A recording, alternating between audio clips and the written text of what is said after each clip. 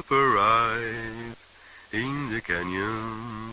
That's where I long to be with my three good companions. Just my rifle, pony and me. Bonjour à toutes et à tous, ou bonsoir, ça va dépendre de l'heure à laquelle vous allez découvrir cette nouvelle émission. On va parler d'un personnage qui est extrêmement connu, même celles et ceux qui n'ont pas vu les films dans lesquels ce personnage joue, évolue, connaissent ce personnage, c'est très particulier, c'est Vador, voilà, Dark Vador. Et pourquoi on parle de ce personnage? Parce qu'il y a un livre édité chez les Impressions Nouvelles dans la collection La Fabrique des Héros. On avait reçu Edith Chevalier récemment qui nous avait parlé de Katniss Everdeen. Aujourd'hui, on reçoit Björn Olav Dozo et Dick Tomasovic qui était déjà venu il y a quelques mois de cela, qui était l'un des premiers invités de la chaîne où il était venu nous parler de l'alcool au cinéma. D'ailleurs, entre parenthèses, Dick, le fait d'avoir mis le mot alcool dans le descriptif, ça m'a fait striker ma vidéo. YouTube ne supporte pas ça. Tu te rends C'est compte? pas vrai. Ah, Je merde. t'assure. Ah. Et il a fallu que je retire, enfin que je fasse tout un petit truc. Je voulais absolument te le dire, mais Ah. voilà, c'est un peu ça la vie aujourd'hui, la société. C'est très très particulier. Allez, on referme la parenthèse, mais voilà, je voulais te le dire. Alors, merci beaucoup Björn, qui est tout nouveau, enfin qui est la première fois qui vient chez Microcité. Merci beaucoup d'avoir accepté cette invitation. Merci beaucoup Dick. Et donc on va parler de Vador. Je remercie aussi les Impressions Nouvelles sans qui cette émission n'aurait pas eu lieu. Et avant de commencer à parler du livre, d'ailleurs vous trouverez dans le descriptif de cette vidéo un petit lien qui renvoie directement à la page du livre et comme ça vous pourrez vous le procurer. J'aimerais, pour que vous puissiez avoir un aperçu de ce qui se trame dans la tête de ces deux auteurs, lire le petit descriptif qui leur est associé en quatrième de couverture. Je trouve ça vraiment très fort. Alors, il y a Björn Olav Dozo qui est donc à côté de moi, enseigne la sociologie des littératures populaires, les humanités numériques et les études vidéoludiques à l'université de Liège.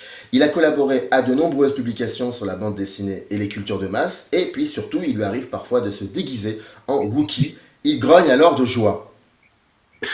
Oui, Voilà. j'aurais dû venir hein, avec mon costume. C'est assez particulier. Et Dick Tomasovic, juste en dessous, là, enseigne les théories et pratiques du cinéma et des arts du spectacle à l'université de Liège. Il est l'auteur de nombreuses publications sur le cinéma et la culture populaire, dont Batman, une légende urbaine. Batman, je crois qu'il fait partie de la collection La Fabrique des Héros, si je ne me trompe pas. Même collection, ouais. Et, dans la même collection. Et enfin, le soir tombé, il construit en cachette une nouvelle étoile de la mort. Voilà. Donc, étant donné que Pour je me suis venger de journaliste, YouTube, c'est pour me venger de YouTube qui bloque alcool et cinéma. étant donné que je suis journaliste, tout cela est vrai, bien évidemment. C'est obligé. Eh ben, c'est génial. Ok. On a des photos. On a des photos. Première question très très basique, mais au moins, même si vous l'expliquez dès le départ dans le livre, mais quand même, j'aurais bien voulu vous l'entendre nous le dire. Pourquoi Vador? Pourquoi parler de Vador alors que on a cette impression que tout a été dit sur ce personnage, ou alors qu'il est tellement populaire que peut-être ça peut être compliqué d'essayer de lui trouver de nouvelles pistes de réflexion. Pourquoi s'approcher, essayer de comprendre ce personnage important qui est Dark Vador. Je commence par Björn, vu que c'est la première fois qu'il vient chez Microciné, puis ensuite ça sera à toi, Dick. Björn? Oui, Vador, un personnage fascinant, le plus grand méchant de l'histoire selon un sondage sur un site internet hollywoodien. En fait, c'est un personnage qu'on a travaillé dans nos cours avec Dick. C'est un personnage sur lequel il y a de multiples prises, qu'elles soient politiques, esthétiques ou autres. Et donc, on s'était dit que là, il y avait quelque chose à faire. On avait envie de collaborer ensemble sur ce projet. On avait envie de confronter un peu nos points de vue, voir comment les articuler. Et c'est Dick hein, qui vient toujours avec les bonnes idées, il faut le savoir, qui un jour m'a dit « on va faire quelque chose sur Vador ». Ça fait un moment qu'on lui tourne autour, il est temps. Et au départ, c'était une revisitation du Prométhée moderne. Ça, c'était le pitch initial. Et finalement, à force de travailler ensemble, d'échanger des idées, on s'est dit, oui, mais il y a cette dimension-là qui mérite d'être mise en exergue également, il y a cette autre dimension, et ainsi de suite. Et finalement, on se retrouve avec une table de matière assez fournie, mais qui nous semble faire le tour de différents axes de cette figure incontestable de la culture pop. Dites peut-être que tu veux enchaîner. Oui, c'est vrai qu'il y a plusieurs éléments, hein, si on remonte un peu à la genèse du projet. Il y a d'une part, en effet, des cours qu'on donnait ensemble. Hein, pour tout dire, c'était un cours de littérature et cinéma dans lequel on envisageait un petit peu les rapports entre les industries du livre et du cinéma, et de voir ce qui passait de l'un à l'autre. Et la fin du cours, ces dernières années, on envisageait non pas des questions d'adaptation, hein, mais non plus seulement des questions d'intermédialité, mais plutôt on partait sur un univers et on regardait comment aujourd'hui finalement ces univers, ces grands univers diégétiques devenaient transmédiatiques et fonctionnaient à travers une série de médias. On était sorti de la dualité littérature et cinéma. Et parmi ces univers, il y avait évidemment Star Wars, on parlait aussi de Marvel, pas d'autres choses, mais en parlant de Star Wars, on s'est rendu compte qu'en fait, même si on n'a pas tout à fait le même âge, on est quand même de la même génération, et que dans le fond, ce sont des films qui ont été importants pour nous quand on était enfant, on va pas se le cacher, et qu'on a revisité un peu adulte, et puis qu'on revisite là, qu'on a revisité chacun à notre manière ces dernières années, en le faisant découvrir la saga aussi à nos enfants. Et donc, il y avait quelque chose qui fait qu'en reparler aujourd'hui, d'un point de vue universitaire, dans le cadre de ces cours, après avoir vécu finalement des expériences très personnelles à différents âges, de compagnonnage avec ce Star Wars, ça nous intéressait et donc on avait envie de faire quelque chose autour de ça. Ça, c'était un des points de départ. Un autre point de départ, c'est qu'il y a des années, j'avais demandé en fait à Björn d'intervenir dans un cycle de conférences que j'organisais, et il avait eu l'excellente idée de travailler sur justement déjà Dark Vador, Anakin Skywalker. Il venait avec une très très belle idée qui est un des cœurs du livre, qui est de se dire finalement la lecture après les années 2000 du personnage est très importante, puisque c'est l'histoire d'un jeune garçon qui finalement sombre dans le mal parce qu'il se radicalise dans tous les sens du terme. Et on était parti là-dessus. Moi, ça m'avait impressionné comme conférence, et je m'étais dit, ce serait vraiment chouette si on pouvait creuser un peu cet aspect et on avait envie de travailler ensemble. Et puis, je pense un peu que le troisième et dernier élément, ça a été dans le fond le confinement l'année passée, où on s'est retrouvés, nous, à enseigner à distance, en étant un peu privés, justement, de ces effets de collaboration. Et on s'est retrouvés aussi complètement noyés par le boulot, et on a cherché une espèce de respiration, d'un peu d'oxygène. On avait besoin d'un masque à oxygène, et ce masque a été celui-là.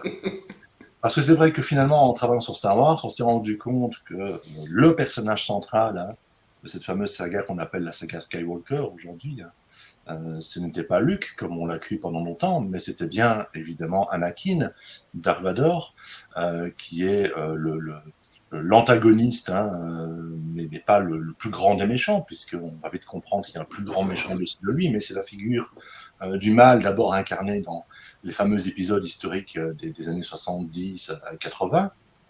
Et puis, c'est évidemment le héros de la première saga. Et puis enfin, en voyant la toute dernière saga, la reprise de la franchise ces dernières années, ce sont en fait les échos encore de Dark Vador que l'on voit dans ces films. Et donc ça nous a semblé important de prendre ce personnage-là. On sait bien que les bonnes histoires sont aussi conçues autour de grands personnages de méchants, et celui-là nous paraissait particulièrement riche d'un point de vue esthétique, d'un point de vue idéologique, d'un point de vue mythologique, et c'est un petit peu tout cela qu'on a voulu dire, voilà, pour retracer un peu le contexte de ce livre. J'imagine que Lucas, bien évidemment, n'est pas forcément le prophète qu'on imagine, donc il n'a pas pu anticiper les années 2000 quand il a façonné, quand il a dessiné ce personnage de Vador, mais tu disais Dick très justement d'ailleurs, et c'est vrai que quand on se pose ne serait-ce que quelques secondes et qu'on essaie de réfléchir un petit peu, c'est vrai que Vador finalement est plus un personnage, je sais pas selon ce que vous allez me dire là-dessus, mais j'ai l'impression que c'est beaucoup plus un personnage non pas de la société des années 70 voire des années 80, mais vraiment des années 2000. Il y a quelque chose de assez jouissif et en même temps terrifiant de voir que ce qu'il est, ce qu'il représente, d'où il vient aussi. On va en parler parce que dans le livre, ça, vous en parlez beaucoup de cela et on va le dire pendant l'émission, mais il y a quelque chose de l'ordre, enfin, on peut comprendre un peu les années 2000, voire les années 2010, voire même un pays qui est les États-Unis d'Amérique, on va dire George Bush, tout ça, vous en parlez dans le livre, on peut comprendre beaucoup de choses, paradoxalement, à travers ce personnage de la culture pop, qu'on a souvent longtemps mis de côté, qu'on a souvent sous-estimé, mais il y a quelque chose d'assez terrifiant de voir qu'il y a une connexion incroyable entre ce personnage et ce que deviendront les années 2000. Oui, je vais peut-être rebondir là-dessus. En fait, pour moi, celui qui se lit le plus comme étant un genre de précipité au sens chimique du terme, d'une forme d'idéologie des années 2000, c'est celui de 2005, hein, l'épisode 3, si on veut, l'attaque des clones, parce que... non, pas l'attaque des clones, pardon, la revanche des Sith. Je suis un peu perturbé. Donc, c'est vraiment celui-là qui met en scène, à mon sens, le moment de radicalisation de Anakin Skywalker. C'est-à-dire que, d'une part, on le voit à l'image basculer du clair à l'obscur, mais aussi dans ses actions, dans les postures qu'il prend, et dans aussi la manière dont il incarne finalement une jeunesse qui doute et qui cherche des réponses claires dans ces temps compliqués. Pour moi, il incarne aussi une forme de mise en scène de l'époque, une forme oui, de catalyseur qui cristallise autour de lui toute une série de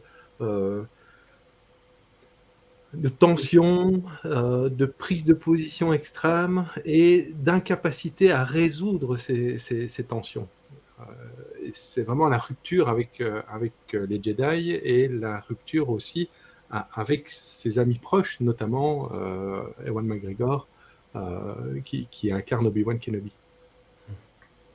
Il me semble que là, ça correspond en fait au moment où les éléments de 2001 trouvent une forme de re-réalisation, de réactivation au sein des cultures populaires via cette figure de Star Wars, de Dark Vador en particulier.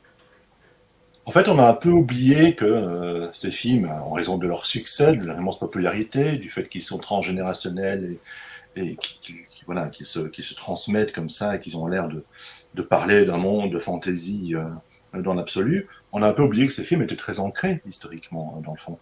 Et le premier panneau nous le dit, hein, il y a très très longtemps, dans une très lointaine galaxie, en fait, il faut s'en méfier, c'est tout l'inverse, quoi, en quelque sorte. Alors,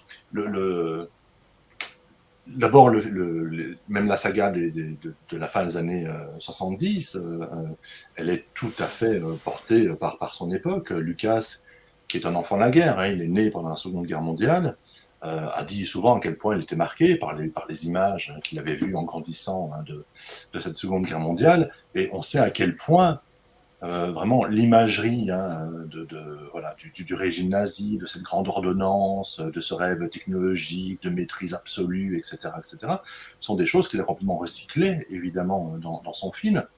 Alors, souvent, hein, je le dis, c'est vrai que pour certains, ma génération, hein, quand on a découvert Nouvelle Guerre des Étoiles dans les années 80, dans le fond, les nazis qu'on y voyait, ça nous paraissait un peu folklorique, quoi. C'est comme les méchants de Indiana Jones. Bon, c'est des gens bien déguisés sur lesquels on peut tirer facilement.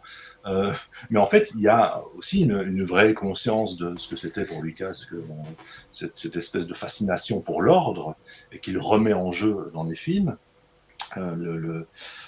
Ce rapport aussi à ce que peut être la résistance, la rébellion, son côté organique, son côté proche de la Terre, sont des choses qui sont importantes pour lui. Lucas, dans ses autres films, a pas mal réfléchi d'ailleurs sur ce qu'était la société et le monde. Hein. C'est quelqu'un d'assez ancré, par ailleurs.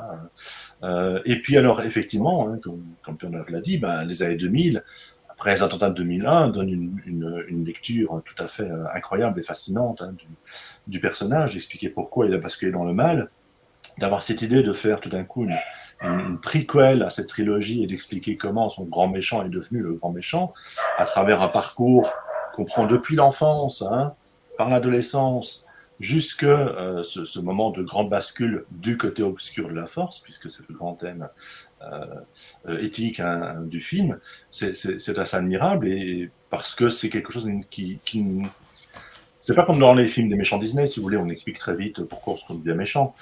Ici, ça prend son temps, mais ça explique avec toute une série de frustrations, de contextes psychologiques, de contexte sociologique, de contexte politique, comment un personnage, finalement, privé de tout, en donné, hein, mais pourtant désigné depuis le début comme un élu, parce que c'est ça la grande question, hein, de ce personnage, hein, c'est que depuis le début, il y a beaucoup d'attentes sur lui, et en même temps, chaque fois qu'il veut faire quelque chose, on l'en empêche.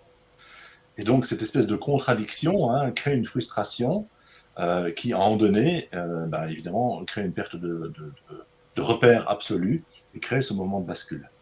Et ça, dans les années 2000, c'est évidemment extrêmement intéressant et important. Donc, oui, ce sont des films qui sont beaucoup plus ancrés historiquement qu'on ne le pense d'emblée. J'aime bien ce que tu dis à propos du fait que ça prend le temps, parce que c'est quelque chose qui n'apparaît pas au premier abord quand on regarde le film comme une série de films d'action. En fait, ils prennent le temps, presque comme dans une série contemporaine télévisuelle, de creuser la psychologie du personnage et de montrer les différentes facettes qui ont permis, ou en tout cas qui ont favorisé l'émergence de ce personnage du grand méchant.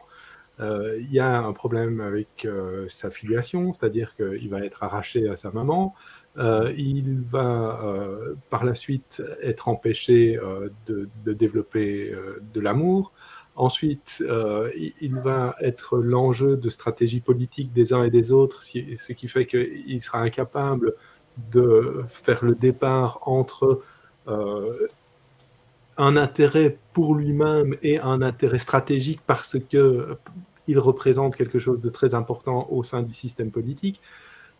Et puis, il y a tout ce rapport à la religion qui fait de lui, normalement, l'élu d'une certaine prophétie, ou en tout cas, qui peut être lu de cette manière-là, et qui emporte la conviction, finalement, des dirigeants de cette religion, faisant un peu contre leur gré cette interprétation de la prophétie. Donc, il me semble que ces différentes étapes sont suffisamment développées et suffisamment détaillées au sein des films pour expliquer la manière dont un personnage qui au début est un personnage extrêmement bienveillant, ouvert sur le monde, joyeux, etc., finit par être une forme radicale d'imposition de la force, peu importe les pertes humaines et les dommages collatéraux que ça peut entraîner. Et donc, je trouve que là, c'est assez fascinant de voir cette évolution. Un moment dans le livre, c'est ce que tu dis, Björn, et un petit peu Dick, c'est qu'effectivement, vous questionnez beaucoup cette idée que ça ne pouvait pas forcément bien se terminer. Ce personnage ne pouvait pas... Anakin devait finalement devenir à un moment ou à un autre Dark Vador parce que pardonnez-moi de cette grossièreté, mais la base était complètement pourrie. Et comme tu le dis si bien, Björn, sa maman qui meurt alors qu'il est très jeune, il n'a pas connu son père. Et puis, il y a ce personnage de Qui Gong Shin qui meurt aussi. Enfin, ça devient très compliqué pour lui. Mais comment... Moi, j'aime beaucoup normalement, le cinéma doit avoir une résonance avec la société dans laquelle le film évolue, ou plutôt dans laquelle le cinéaste ou la cinéaste évolue. J'aimerais savoir, selon vous, qu'est-ce que ça pourrait dire quoi forcément de cette société, le fait d'avoir un personnage qui devrait être le Messie finalement, qui était l'élu, mais qui partait sur des bases extrêmement pourries et qui donc ne pouvait que comme vous le dites, appliquer la terre de la politique la politique de la terre brûlée, pardon, et donc finalement mettre en pièces tout ce qui pourrait le faire grandir, le rendre bienveillant. Comment on peut expliquer, quelle serait pour vous cette espèce de résonance? Ça dirait quoi en gros de cette société dans laquelle à ce moment-là évolue George Lucas? En fait, oui, tu veux y aller, Lee?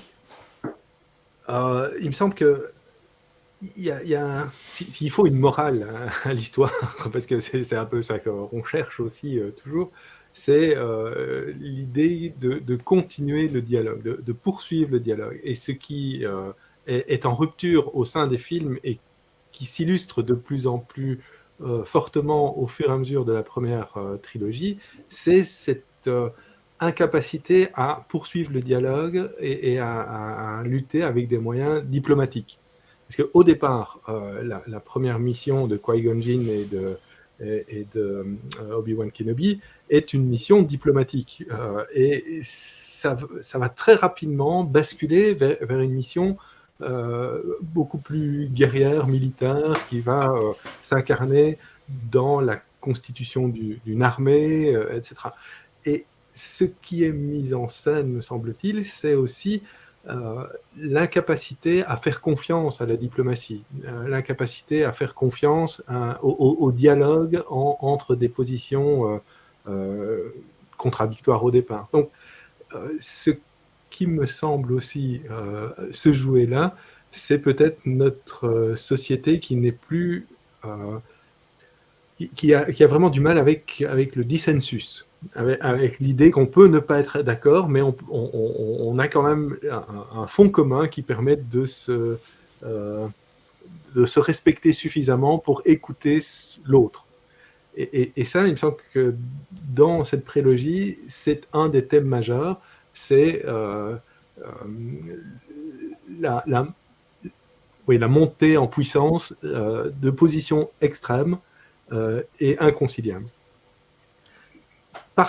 Au sein de ce terreau-là vient en fait une figure un peu utopique, quasiment impossible à concrétiser, qui est la figure du Messie, qui est censé ramener l'équilibre dans la force. Et donc, ramener l'équilibre dans la force, ça veut dire résoudre ce dissensus, résoudre cette tension. Or, telle qu'elle est proposée, c'est une figure qui doit le faire quasiment magiquement, qui doit le faire par sa seule présence, par sa seule existence. Or, ce qu'on constate, c'est que c'est quasiment impossible. La tâche est beaucoup trop lourde, le poids est impossible à gérer. Et donc, face à cette incapacité à réaliser cette prophétie qui, en fait, était vouée à l'échec dès le départ, on voit une forme de frustration grandir chez Anakin, qui se rend bien compte qu'il est incapable de mener à bien ce à quoi on espérait qu'il arrive, et il se fait donc le défenseur de la solution la plus simple, c'est-à-dire la solution de la force brute, de l'imposition radicale et de la confiance à celui qui a le discours le plus basique finalement, c'est-à-dire l'empereur. De ce point de vue-là, si je peux rebondir sur ce que j'ai dit, moi ça m'a toujours en effet un petit peu agacé de voir à ce point aussi l'univers de Lucas ou de Star Wars un peu méprisé sous l'idée d'une forme de simplicité. Tout y est très binaire, c'est le bien contre le mal, etc. Jusqu'à aujourd'hui, hein. Jusqu'à aujourd'hui. Hein. Ouais. Ce qui est intéressant, par contre, c'est de voir à quel point, justement, et notamment sur cette seconde trilogie, la question du bien et du mal est présentée de manière complexe et pas du tout simple, en fait. Hein.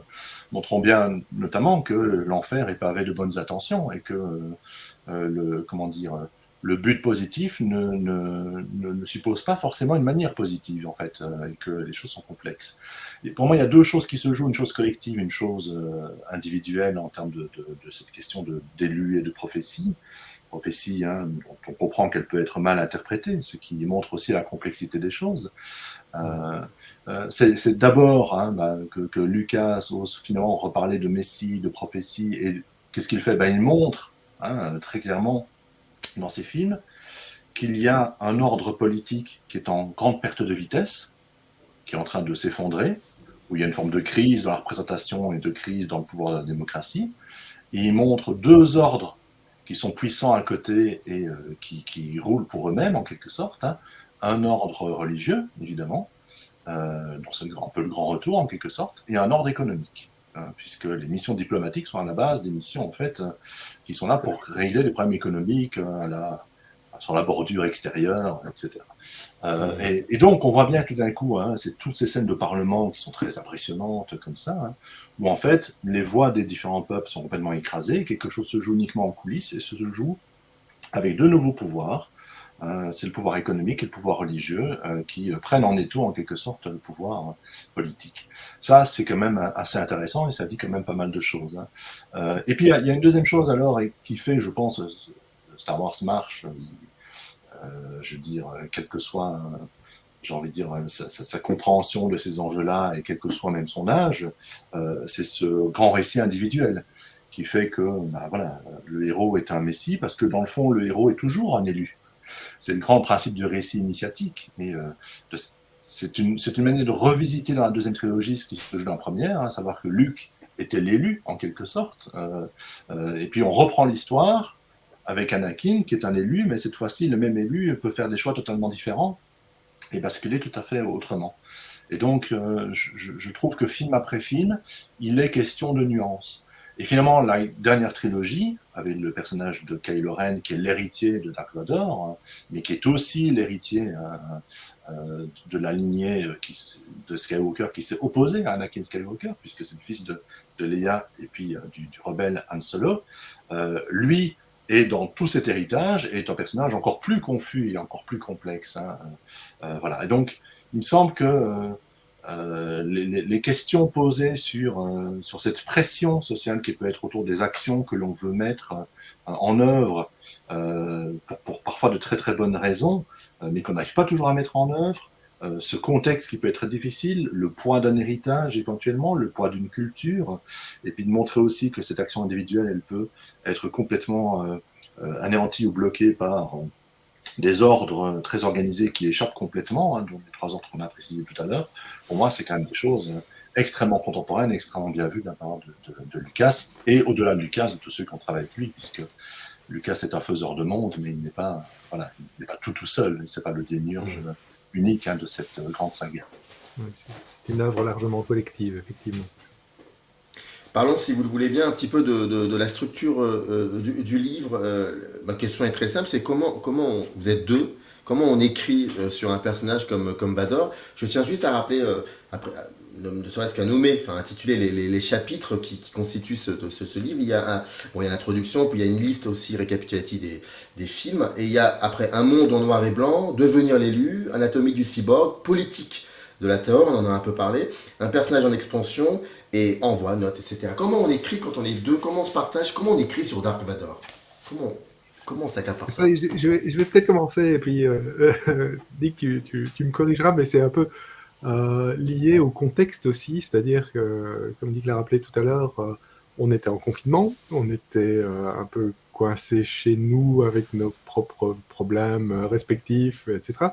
Et puis, on avait quand même cette idée de faire le projet ensemble, et donc on s'est dit, on va s'organiser avec les moyens du bord et avec les moyens technologiques qui nous sont offerts. Donc on a fait un premier appel ensemble un soir tard pour échanger des idées, pour se dire, de quoi est-ce que tu aurais envie de parler sur Dark Vador? À un moment, il y a plutôt cette histoire de sabre, moi c'est plutôt cette histoire de tension politique, la figure de la maman qui meurt, je trouve qu'il y a vraiment des choses, etc., etc.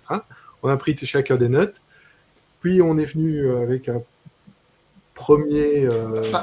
Pardon Bjorn, je suis désolé, je t'interromps, c'est certainement une question bête, mais sait-on jamais, vous avez été obligé de revoir tous les films, ou il y avait plutôt quelques films qui pour vous étaient plus pertinents par rapport à ce que vous vouliez dire sur Vador? Donc on voulait partir des 9 canoniques, plus les 2 extensions, c'est-à-dire Solo et le film de gare autour autour du vol des plans de l'Étoile Noire. Donc ça, c'était notre corpus primaire. Et puis, on s'est dit aussi qu'il fallait tenir compte, peut-être pas de manière aussi complète, mais quand même, de tout l'univers transmédiatique, et en particulier des bandes dessinées. Il y a une série Dark Vador en comics qui est vraiment très intéressante, qui a créé elle-même ses propres spin-offs, et donc ça permet de souligner certaines hypothèses. Ça permet d'aller chercher des choses qui renforcent quelque chose qui n'est qu'esquissé dans le film, et de le déployer, d'en faire une lecture plus complète. Et donc, c'est Dick qui est venu avec une table des matières, je veux dire, un peu consolidée, avec des sous-chapitres. Alors, on a fait un jeu de répartition, moi je vais plutôt faire ça, et ainsi de suite. Et puis, pendant 12 jours, on a écrit, on écrivait 4-5 pages chacun. Le soir, on se les envoyait, on se lisait, et on continuait le lendemain, et ainsi de suite. Et ça a été un moment très très agréable intellectuellement parlant, parce que écrire à deux, c'est être à deux à remuer les idées, à voir comment prolonger les choses, à rebondir sur ce que l'autre a fait. Et dans le cas de l'écriture, vous savez, c'est un sport d'habitude assez solitaire, où on triture des phrases pour arriver à en extraire une forme de compréhension de l'objet suffisamment fine.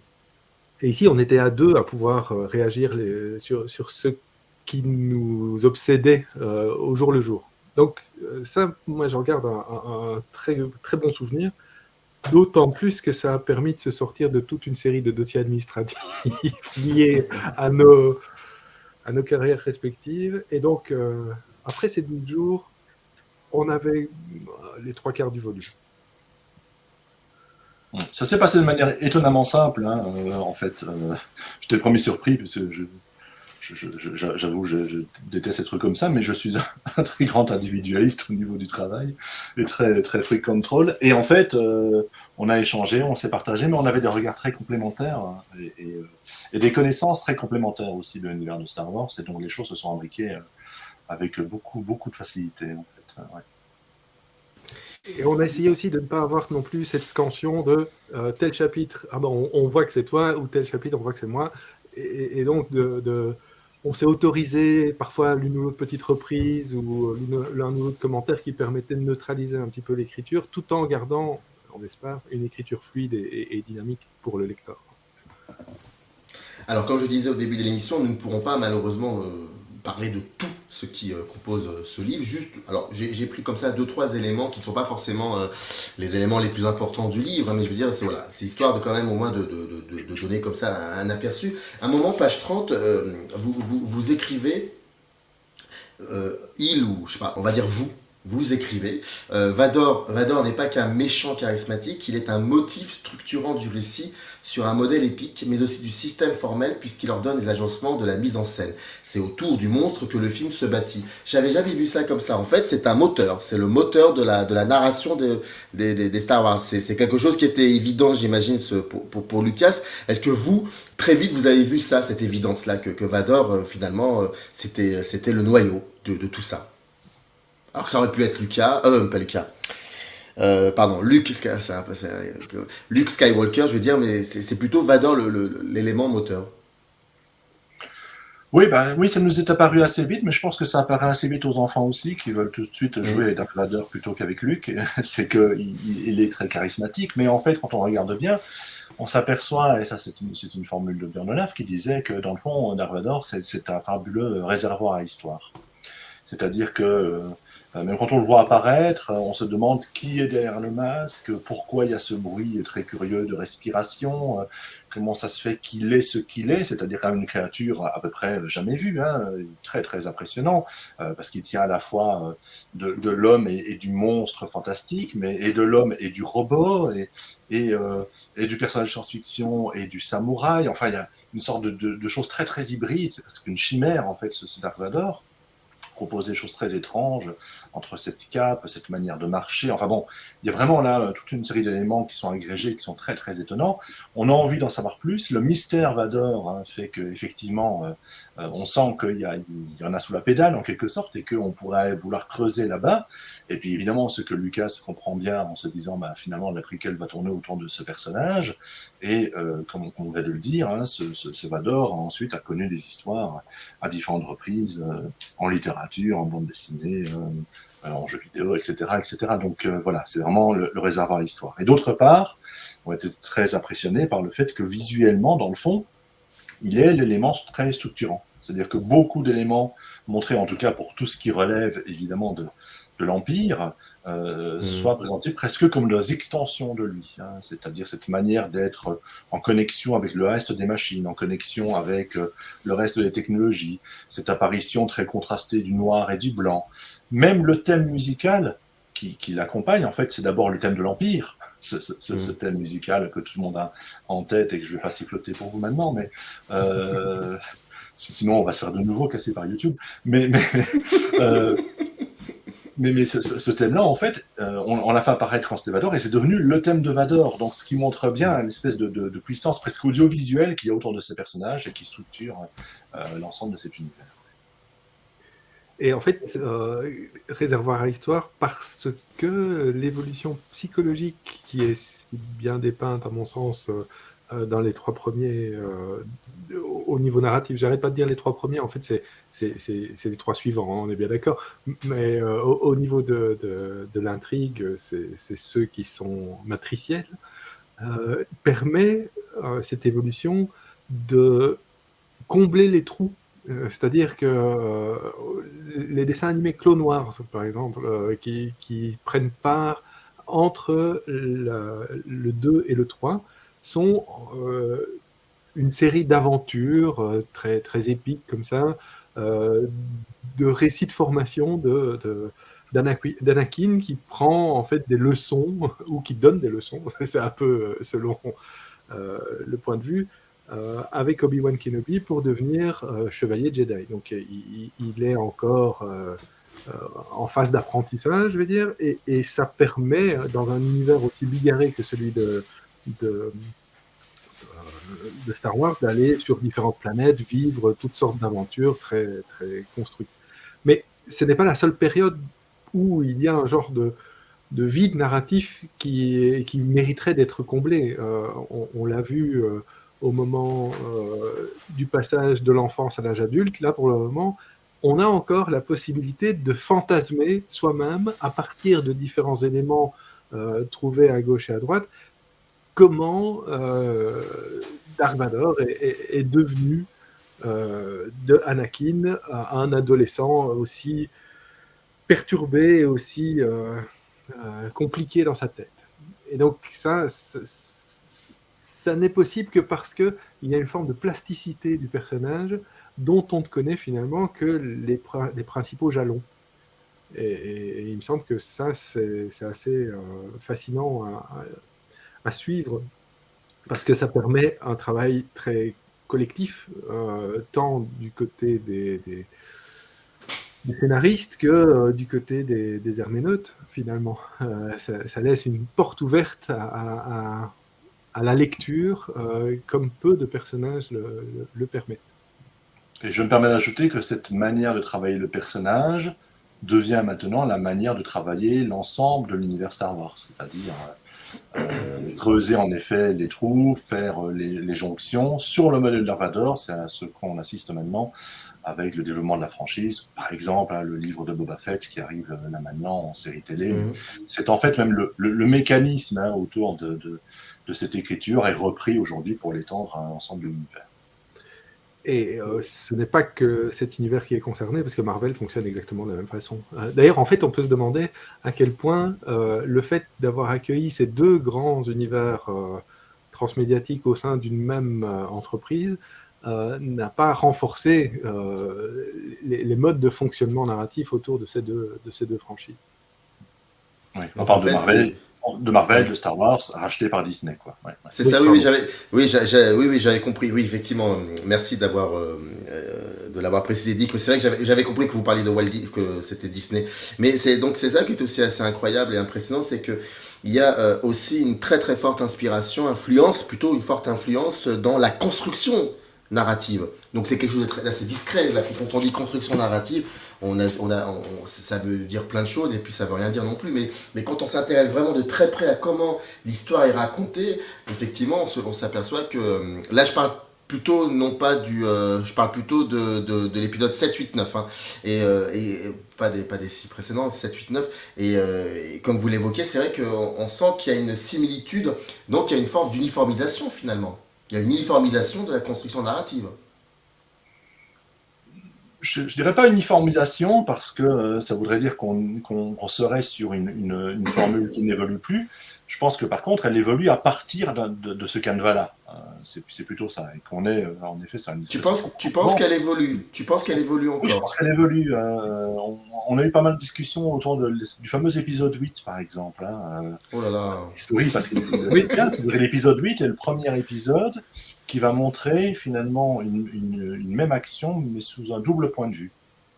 Et que Là où tout paraissait comme une ligne claire, au sens Mhm. de la BD, là, dans Ouais. Star Wars, là, les choses se troublent tout d'un coup, hein, puisqu'on a deux versions de la même histoire, et ces deux versions sont renvoyées dos à dos, en fait.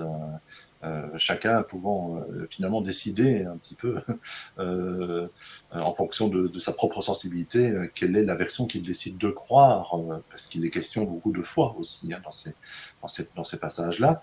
Et donc là, tout d'un coup, on assiste à un modèle en fait d'écriture qui est assez fortement en rupture hein, du reste, qui a provoqué par ailleurs hein, la rupture et l'ire de très nombreux fans, puisqu'on sait à quel point ce monde de Star Wars a aussi engendré une forme de nouvelle cinéphilie, de très grande adhésion, non pas, hein, comme on la connaissait avant, à la question du genre, du metteur en scène ou des acteurs, mais plutôt à la question de, précisément, le développement narratif de cet univers. Voilà. C'est assez nouveau, ça, Exactement. cette communauté de Exactement.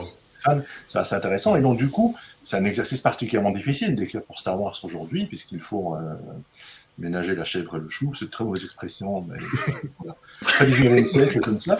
Mais C'est comme ça. la communauté Star Moi, Wars va adorer ce que je viens de dire là. je sais pas, je sais pas, je sais pas. Je pense que je vais perdre la moitié des abonnés déjà, je tiens à te Voilà. le dire. Ouais. Merci beaucoup, Dick. Mais on voit bien la difficulté évidemment de continuer à respecter hein, cet univers dont on sait qu'il est extrêmement adulé par toute une communauté de fans et qui sont extrêmement précis, Ouais. très attentifs au moindre changement, à la moindre erreur. Par ailleurs, hein, on sait à quel point ils ont développé des formes d'encyclopédie de savoir sur cet univers, mais Marvel aussi aussi, hein. ouais, Marvel qu'ils aient aussi. qu'ils aient un horizon d'attente extrêmement précis de ce qu'ils veulent voir, de ce que l'on peut faire ou pas dans un Star Wars. Or, on a vu en effet des prises de risque dans les 3 derniers films avec des choses un peu plus iconoclastes. Hein. Et donc, je dirais que le modèle scénaristique est bien sûr le même au sens où il est unifié, il est cohérent, il est harmonieux, il est la base de cet univers, mais en même temps, il n'est pas pour autant totalement redondant non plus. Non, parce que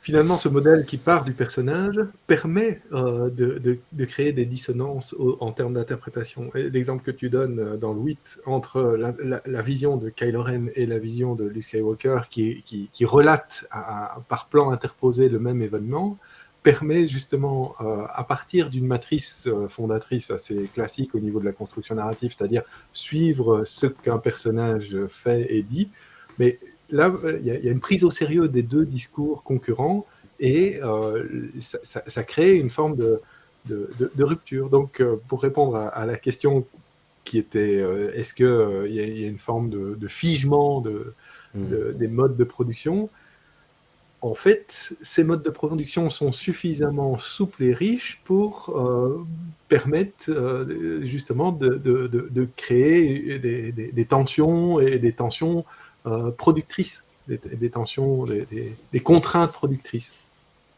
Et il me semble que c'est intéressant de voir comment tout ça met du temps à s'installer, mais enrichit fondamentalement l'univers. Encore deux grosses questions, certes, mais encore deux choses. Un peu plus loin, page 37, vous écrivez cela. Alors, c'est un peu long, mais je tiens vraiment à le lire dans son intégralité parce que je trouve ça très important. L'expression orale pose ainsi de grosses difficultés à Anakin qui semble constamment frustré de ne pouvoir formuler ses sentiments comme il le souhaite. Il lutte avec les mots, comme il lutte, les mots MOTS, comme il lutte avec ses ennemis, mais les résultats sont ici nettement moins en sa faveur. Lors de ses retrouvailles avec Padmé dans l'épisode 2, alors qu'elle exprime sa surprise de le voir en lui disant qu'il a bien grandi, il lui répond « Vous aussi, enfin, vous êtes encore plus belle, pour un sénateur, je veux dire. » Et termine sur une moue frustrée qu'il confirmera en râlant auprès d'Obi-Wan, prétextant qu'elle l'a complètement oublié. De même, dans la revanche des Sith, sur la terrasse de l'appartement de la planète Coruscant, alors qu'ils discutent avec Padmé de la naissance de leur enfant, le dialogue dérape. Anakin, tu es si belle. Padmé, c'est que je suis amoureuse. Anakin, non, c'est que moi je suis amoureux de toi. Padmé, c'est donc l'amour qui t'aveugle. Anakin, rire embarrassé et moue renfrogné, ce n'est pas ce que je voulais dire. Ces scènes montrent qu'Anakin est incapable de badiner, l'incertitude du jeu social, les ouvertures vers des possibles imprévisibles ne sont pas dans sa nature. Il aspire au contrôle, notamment grâce à ses réflexes affûtés et son nom de voyant sur l'avenir, comme l'explique Qui-Gon Jinn à Shmi. Au vivant, il préfère largement la prévisibilité de la mécanique, ce qui illustre ses grandes compétences avec les droïdes et dans le pilotage de vaisseaux. Mais il y a aussi quelque chose de très fort, tu le disais très justement, Dick, c'est que quand on évoque Dark Vador, on pense plutôt, non pas forcément à un être humain, mais quelque chose de robotique, de mécanique. C'est un robot déjà en lui-même, avec cette respiration assez incroyable. Et cette idée d'incommunicabilité qui déjà existe, comment dire, c'est quelque chose qui est en même temps très paradoxal, parce que on a cette impression que quand il devient Vador, j'ai l'impression qu'il parle beaucoup plus que quand il était encore Anakin. Je ne sais pas comment le faire comprendre par rapport à sa respiration, par rapport à ce qu'il est, par rapport à ce qu'il génère. J'ai l'impression qu'en fait, il essaye de retrouver une espèce de parole qu'il n'arrivait pas à concrétiser quand il était gosse, mais une parole qui finalement est plutôt du côté, du côté obscur, comme on dit. Oui, Bjorn, oui. je vais peut-être rebondir sur ça. C'est vraiment intéressant ce que tu pointes, parce que ça prolonge finalement ce qu'on dit dans le livre, c'est-à-dire que en tant que Padawan, donc, et même un peu plus tard, quand il n'a pas encore son corps robotisé et que il est toujours dans une phase d'hésitation et de doute, il a une incapacité à formuler une idée précise, claire, finalisée, motivée et argumentée. Ça, c'est hors de ses capacités. En revanche, comme tu le dis, à partir du moment où il incarne cette figure autoritaire et cette sûreté, cette confiance en soi, dès qu'il a fait ce choix de devenir Dark Vador, là, sa parole, même si elle est rare, même si elle n'est pas, il ne fait pas de longs discours, elle devient extrêmement précise, extrêmement nette et quasiment, on ne peut pas la remettre en question. Elle est en quelque sorte, elle incarne la puissance de l'Empire et donc la volonté de l'Empire.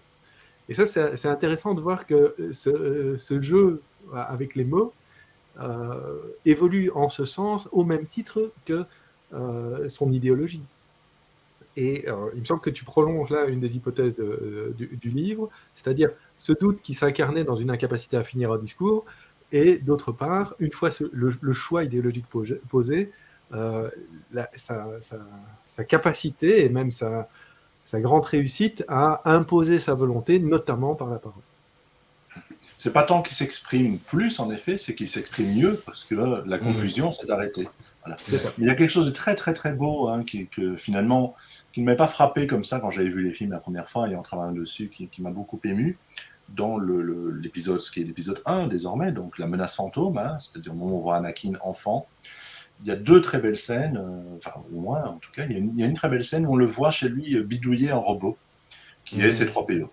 C-3PO et D2 étant parmi les témoins en fait de ces différentes sagas et parmi les éléments fil rouge. Et en fait, il le bidouille, il le répare, il a un rapport très joyeux et simple et facile avec lui, il lui parle, ils échangent, il a une maîtrise verbale, une maîtrise technique surtout, parce qu'il il travaille l'élément robotique. C'est très beau parce que C-3PO n'a pas encore son armure, donc on a l'impression d'avoir un écorché. C'est une très belle image d'écorché, mais d'écorché robotique.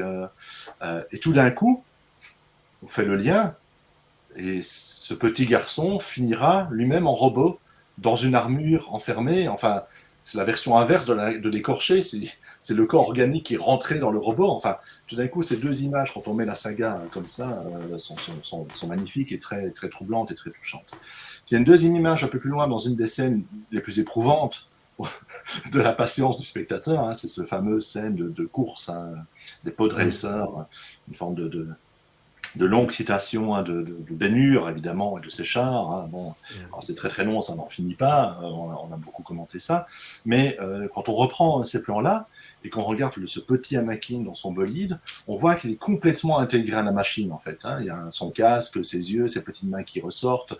Il n'y a presque plus rien, on voit le bolide autour de lui. En fait, il a fusionné déjà avec la machine. C'est la même image qu'on verra plus tard, quand on verra Vador dans son TIE Fighter de chasse poursuivre Luke. Il est enfermé aussi dans ses extensions de lui-même. Il est juste un corps d'action, un corps vitesse. Il lui faut des prothèses robotiques pour fonctionner.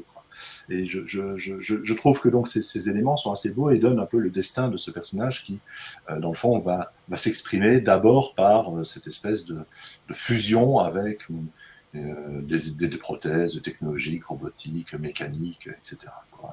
Mais, C'est là que son corps s'exprime et que son être s'exprime vraiment.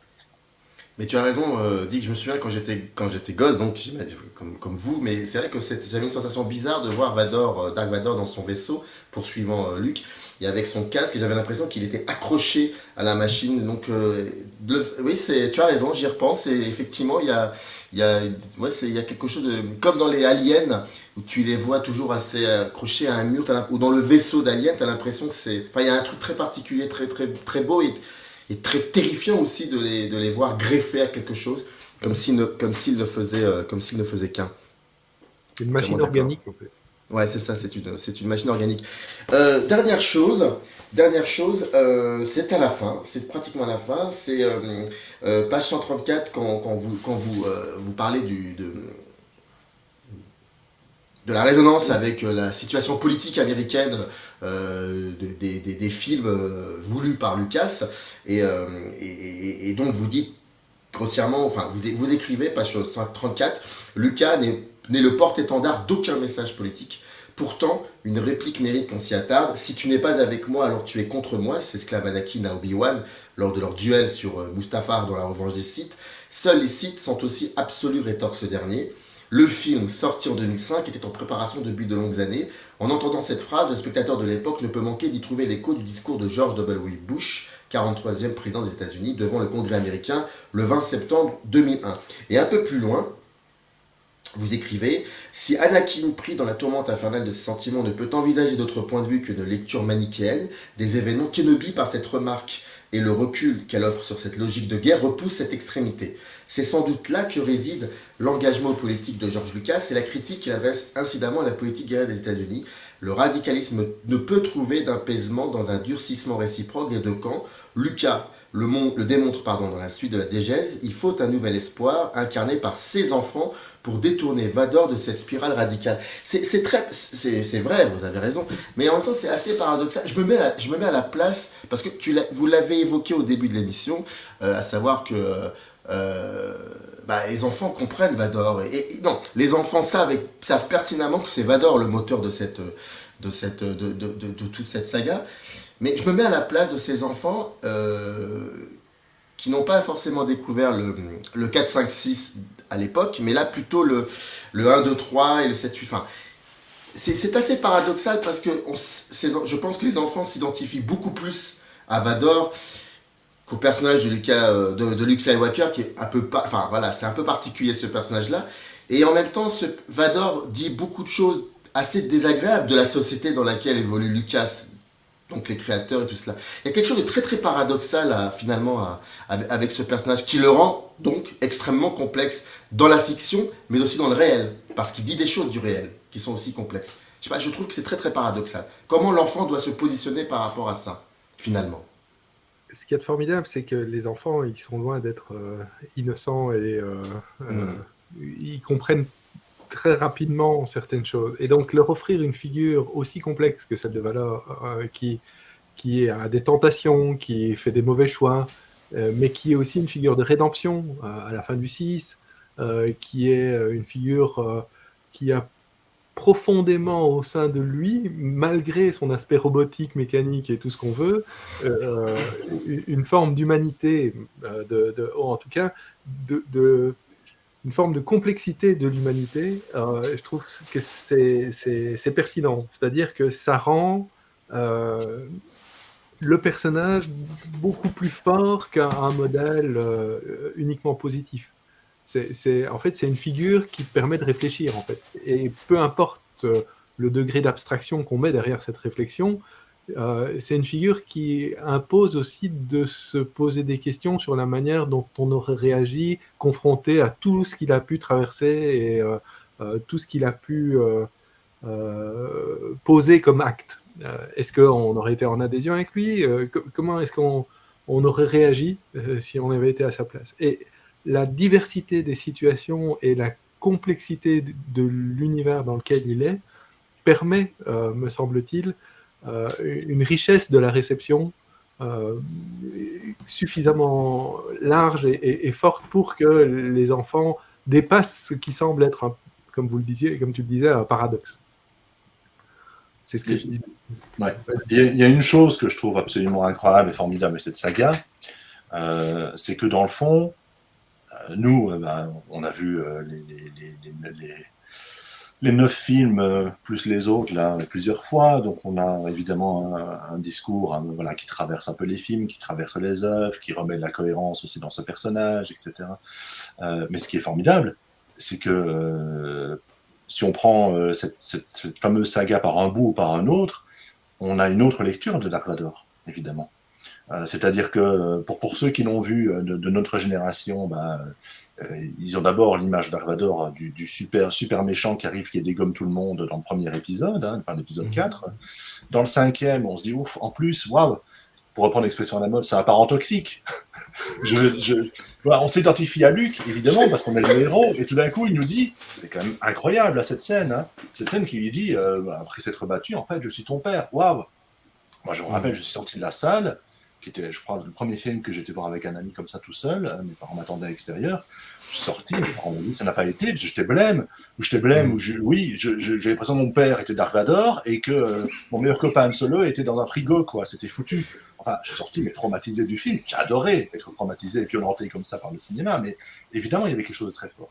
Et puis le troisième, on le suit, et c'est une histoire de rédemption extrêmement bouleversante aussi, quoi, de ce personnage qui avait enfoui toutes les émotions en lui et qui d'un coup elles ressortent, et dans une pulsion comme ça, finalement, il arrive à non pas, on peut croire qu'il sauve son fils, mais à accepter d'être sauvé par son fils, ce qui est bouleversant, ce qui est terrible. Ok. Ceux qui ont vu ensuite uniquement les films dans l'ordre dans lesquels parfois on les voit maintenant 1, 2, 3, 4, 5, 6, 7, 8, 9, qui commencent par Anakin enfant, pour avoir tout à fait une autre version. Et pour eux, le tout grand moment déchirant, ce sera ce 3e épisode, avec la phrase que tu as lue, là, qu'on reprend dans le livre, à 2 endroits d'ailleurs, parce qu'elle me paraît vraiment très importante, à savoir que c'est le moment où il se radicalise, il dit soit t'es avec moi, soit t'es sans moi, enfin bon. Et il voit le monde en noir et blanc, et c'est tout, et c'est une décision pour lui-même de survie, mais qui du coup est très déchirante à voir. Et la fin du 3e épisode, où il souffre le martyre incomplet en ne renonçant pas, en allant toujours vers le mal, malgré ses amis, malgré sa femme, malgré des enfants qui peuvent naître, et c'est cette espèce de radicalisation qui l'aveugle complètement et qui lui fait perdre de jambes à bras, qui le fait mourir brûlé, enfin, avec une scène finale incroyable de double accouchement. On voit d'une part Luke et Leia naître, et d'autre part Dark Vador être né de lui-même en quelque sorte, en montage alterné comme ça, ces images cliniques très blanches, et puis d'autre part cette espèce de laboratoire de Frankenstein complètement dingue. Ça marque autrement. Et pour les enfants qui ont vu aujourd'hui d'abord 7, 8, 9, Vador, ce sera une espèce d'icône complète, un masque, quelque chose qu'on ne pourra jamais dépasser, auquel même le super méchant Kylo Ren n'arrive même pas à la cheville, dit-on. Et donc, c'est Vador présenté comme une légende, en fait, à laquelle on n'a même pas accès. Tout ça nous montre, en effet, et je reviens sur la fin de ta question, que dans le fond, si Lucas a un positionnement, c'est bien celui-là, c'est que le monde demande d'être lu avec nuance, et que toute forme de point de vue définitif ou de radicalisation à un moment donné ne mène à rien, parce qu'on rate complètement le big picture, on ne comprend plus rien, on est victime non pas tant des autres, mais de soi-même, si on n'a pas ce regard qui accepte de voir le monde dans une forme de diversité. Et Dieu sait, c'est Star Wars en plus, alors maintenant il nous présente des mondes, des planètes, des extraterrestres, etc., nous montre précisément la diversité, et peut-être des fantasmes au-delà des communautés, de vivre ensemble autrement, en prenant un peu de recul sur les choses. C'est peut-être aussi un positionnement de ces films. Je m'emballe. Non, c'est ton image. En plus de cela, tu nous as balancé comme ça ton image marquante. Juste génial, je trouve. J'ai pas besoin. Non, mais bon, juste il y a ce petit, voilà, c'est la fin, c'est à la fin du livre. Vous écrivez qu'il n'y a peut-être pas d'autres leçons à retenir de Star Wars. Cette immense fiction destinée à la jeunesse, l'enfant et l'avenir de l'homme. Finalement, c'est un peu cela. Dark Vador à feu et à sang, les impressions nouvelles, édité chez les impressions nouvelles. La collection, c'est la Fabrique de Héros. Vous retrouvez d'autres personnages dans la Fabrique des Héros. Je mettrai aussi un lien qui reviendra directement à cette série dont Björn me disait hors caméra que finalement il y a une connexion assez incroyable entre chaque personnage que constitue la collection La Fabrique des Héros. Donc c'est aussi intéressant cette grille de lecture. Björn, Olaf Dozo et Dick Tomasovic sont venus pour nous en parler. Merci beaucoup, c'était passionnant. On a dit que 10% du livre. Il y a encore d'autres choses à dire. Vous les retrouverez dans ce bouquin. Je vous invite ardemment à aller voir un peu ce qu'il en est. Vous verrez autrement ce personnage Dark Vador. Merci beaucoup Björn, merci beaucoup Dick, c'était un plaisir. Merci beaucoup de l'invitation et de cette belle discussion, merci. Oui. Mais je vous en prie, bonne fête de fin d'année et à très vite. Merci. Générique. Upper eyes in the canyon, that's where I long to be, with my 3 good companions, just my